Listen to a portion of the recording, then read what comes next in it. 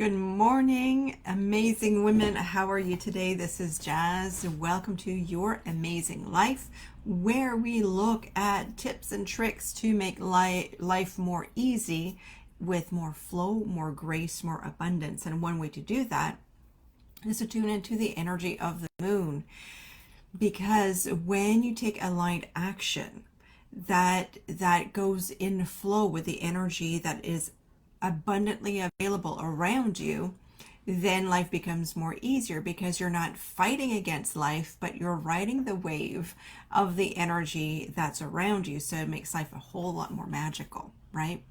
So with that, here is your weekend energy forecast with the moon so that you know what aligned action to take this week to create that flow and ease and abundance in your life.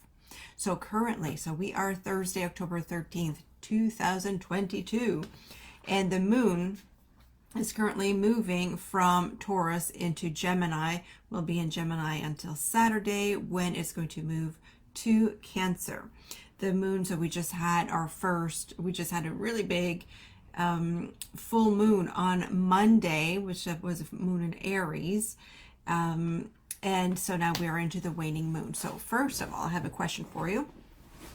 I'd like to know if you listened to last week's forecast about how to prepare for your Thanksgiving dinner activities or your Thanksgiving activities, and if it helped you, if it served you in preparing mentally, emotionally, or preparing any actions for Thanksgiving. I'd just like to know. I'd like to have just a little bit of feedback. If you were able to implement some of the tips that I shared with you and how that improved your life.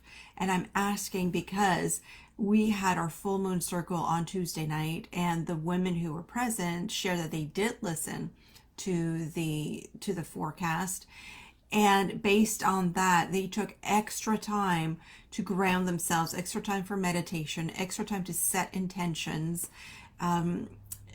and releasing some expectations of what might happen, to just accept people the way they are, and that their Thanksgiving, instead of being the typical chaotic, angry family reunion that many of you are familiar with, right? It happens. Bring a few people together that have different political views or spiritual views and put alcohol in the mix. Things can get pretty fiery pretty quickly, especially on a full moon. But these women said that they were prepared, they did the inner work, and that they were at peace and content with the Thanksgiving activities. So I'd like to know if that worked for you too. So just let me know so I can give you more tips and insights that way. Let's move to this weekend and what's going on. So right now the moon is waning. So after the full moon, typically it is time to stop projects or to finish projects.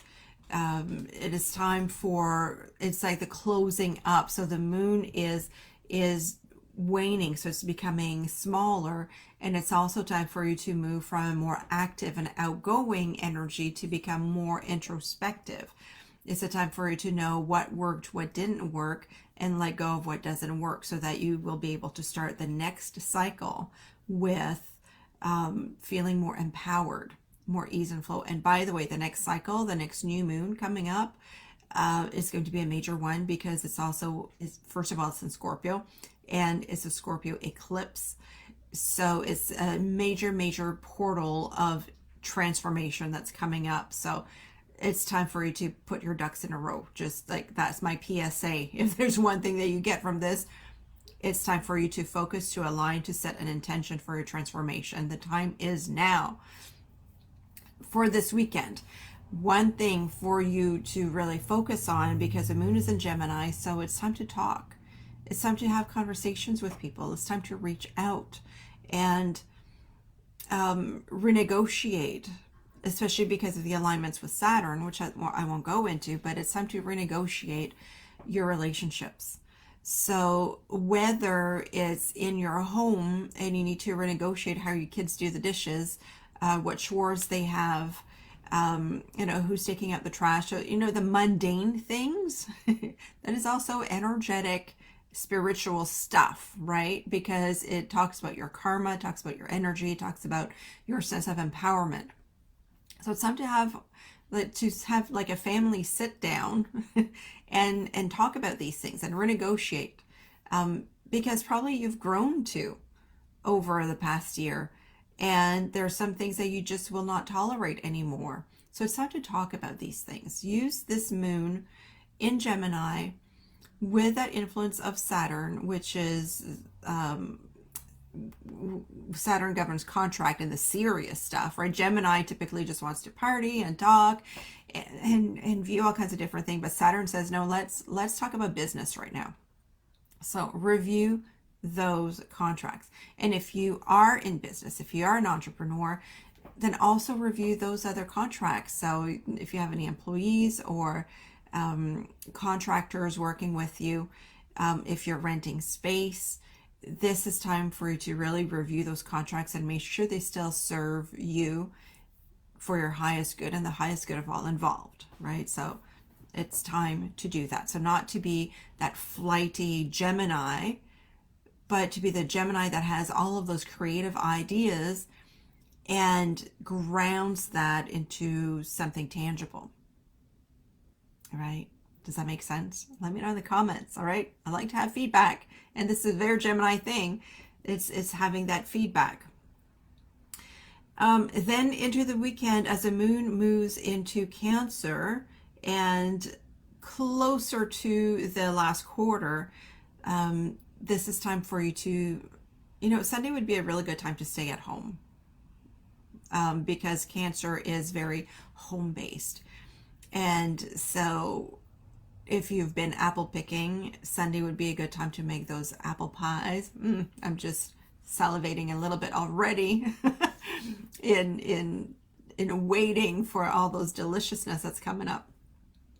But Sunday would be a good time to be home because Cancer is home, family, nurturing. So good day of self-care, good day to take a nice salt bath, good day to have a full chakra calibration and big meditation. If you need any meditations, I have lots in the Your Amazing Life website. So let me know and I'll send you a link for a couple of free meditations that you can sign up for. Because Sunday is a really good day for that, for self-care, for nurturing yourself.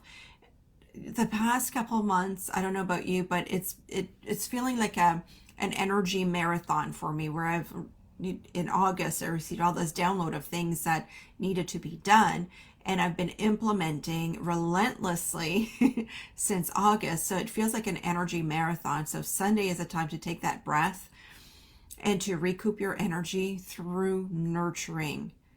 So that's why I'm saying Sunday would be a good day for you to stay home, do some cooking, be with family, and just take things a little bit slower on Sunday.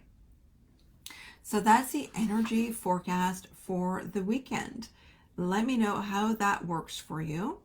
And if you need any help looking into your own personal natal chart so that you know how the moon moves into your chart, because the flavors are going to be a little bit different for everyone depending on which house in your natal chart the moon is currently visiting. All right, so currently this lunation, for instance, the moon is in my 12th house, which means that this is my month to rest and mindfully rest when the moon is in the 12th house. Someone who has a house, the moon in the 5th house, then they would need to take a lot more action and more fun and party a whole lot more. So there are all those different flavors to this self-care and nurturing that I'm advocating for this weekend. So if you want to know what that is for you, do reach out and let's do a Moonology reading for you. Also, remember that I have 2 wonderful, wonderful workshops coming up. There is a 9-week chakra dance coming on October 21st, on Fridays, 7 p.m. at Be Real Holistic. And I also have on October 30th, taking advantage of the thinning of the veil, we have a Healing Your Ancestral Karma with Crystals workshop. And there are 2 spots left for that workshop. So if you feel that this is your time, to clear out the past, to feel more confident, to feel more joy, to feel more flow in your life, contact me and let's see how we can work together to make your life even more amazing. So until next time, I'm giving you much, much love from my heart to yours.